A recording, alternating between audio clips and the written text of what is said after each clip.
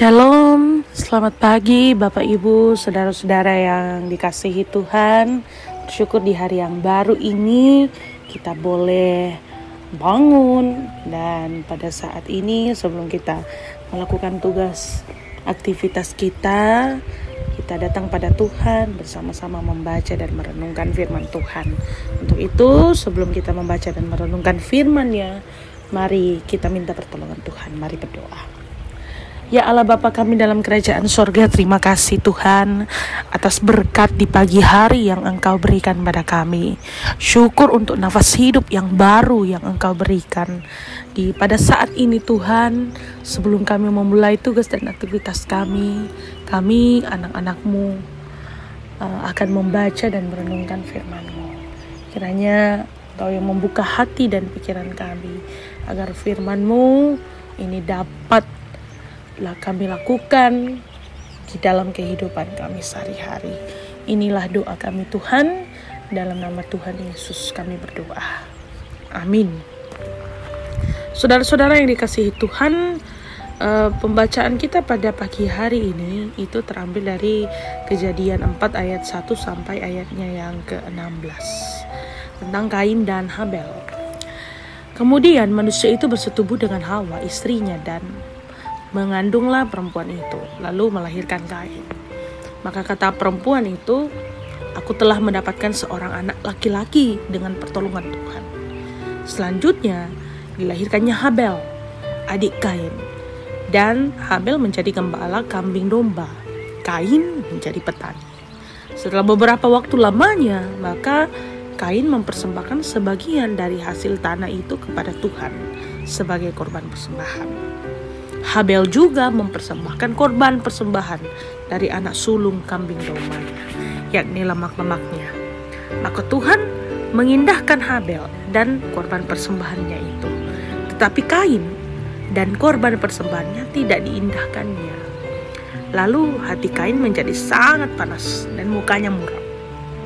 Firman Tuhan pada Kain, "Mengapa hatimu panas dan mukamu muram? Apakah mukamu tidak akan berseri jika engkau berbuat baik? Tetapi jika engkau tidak berbuat baik, dosa sudah mengintip di depan pintu. Ia sangat menggoda engkau, tetapi engkau harus berkuasa atasnya." Kata Kain kepada Habel adiknya, "Marilah kita pergi ke kandang." Ke padang. Ketika mereka ada di padang, tiba-tiba Kain memukul Habel adiknya itu, lalu membunuh dia. Firman Tuhan kepada Kain, "Di mana Habel adikmu itu?" Jawabnya, "Aku tidak tahu. Apakah aku penjaga adikku?" Firman-Nya, "Apakah yang telah kau perbuat ini? Darah adikmu itu berteriak kepada aku dari tanah. Maka sekarang terkutuklah engkau, terbuang jauh dari tanah yang mengangakan mulutnya untuk menerima darah adikmu itu dari tanganmu. Apabila engkau mengusahakan tanah itu, maka tanah itu tidak akan memberikan hasil sepenuhnya lagi kepadamu. Engkau menjadi seorang pelarian dan mengembara di bumi." Kata Kain kepada Tuhan, "Hukumanku itu lebih besar daripada yang dapat kutangguh. Engkau menghalau aku sekarang dari tanah ini, dan aku akan tersembunyi di hadapan-Mu, seorang pelarian dan pengembara di bumi. Maka barang siapa yang akan bertemu dengan aku, tentulah akan membunuh aku." Firman Tuhan kepadanya, "Sekali-kali tidak. Barang siapa yang membunuh Kain akan dibalaskan kepadanya 7 kali lipat." Kemudian Tuhan menaruh tanda pada Kain, supaya ia jangan dibunuh oleh barang siapapun yang bertemu dengan dia.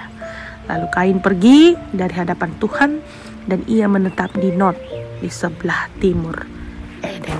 Demikian firman Tuhan. Shalom saudara-saudara yang kekasih dalam Tuhan. Pada pagi hari ini firman Tuhan menyapa kita dengan tema "Jangan mau dikalahkan amarahmu". Saudara-saudara, kemarahan yang tidak terkendali itu pada akhirnya akan membawa penyesalan. Banyak hal dapat memicu seseorang menjadikannya marah. Pengendalian diri itu sangatlah penting. Tanpa mengendalikan diri, kemarahan dapat menimbulkan masalah lebih rumit. Karena ketika kita marah selalu ada godaan untuk melakukan kejahatan melalui pelampiasan amarah. Saudara, Kain dan Habel adalah dua saudara yang awalnya memiliki hubungan yang baik. Kain mengikuti jejak ayahnya sebagai petani. Pekerjaan yang sementara Habel merupakan pencetus kehidupan beternak. Nah, pekerjaan yang mereka tekuni itu memberikan hasil yang baik. Lalu masing-masing mempersembahkan hasil dari pekerjaan mereka. Namun yang membedakannya adalah motivasi memberi persembahan. Tuhan berkenan kepada Habel, sementara Kain tidak diindahkannya. Karena Tuhan mengetahui motivasinya. Kain menjadi marah, dan dosa sedang mengintimidasi dirinya, dan Tuhan memperingati supaya ia mengendalikannya. Tetapi yang terjadi, ia tidak mengikuti petunjuk Tuhan. Kain mengikuti kehendak hatinya yang dikendalikan iblis dan melampiaskannya dengan membunuh adik kandungnya sendiri. Tuhan menghukumnya, saudara, tetapi bukannya bertobat. Kain malah mengeluh atas hukuman tersebut. Ia terbuang dari hadapan Tuhan, walau demikian Tuhan tetap peduli kepadanya. Saudara, begitu banyak bahayanya efek yang ditimbulkan dari amarah. Firman Tuhan menasihatkan, apabila kamu menjadi marah, janganlah kamu berbuat dosa. Janganlah matahari terbenam sebelum padam amarahmu. Efesus 4 ayat 26.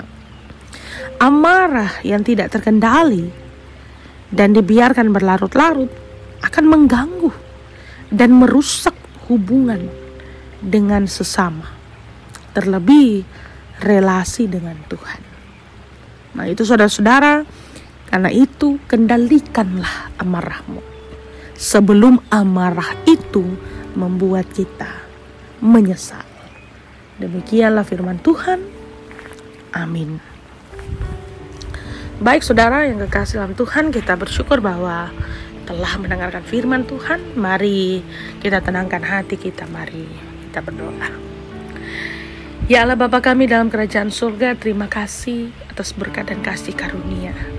Firman-Mu pada pagi hari ini menguatkan kami dalam melakukan tugas tanggung jawab kami, mengingatkan kami untuk tidak dikalahkan oleh amarah kami sendiri.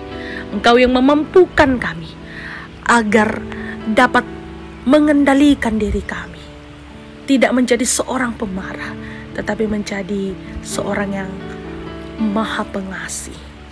Ya Allah, Engkau saja yang memampukan kami di dalam melakukan firman-Mu di dalam kehidupan kami ini.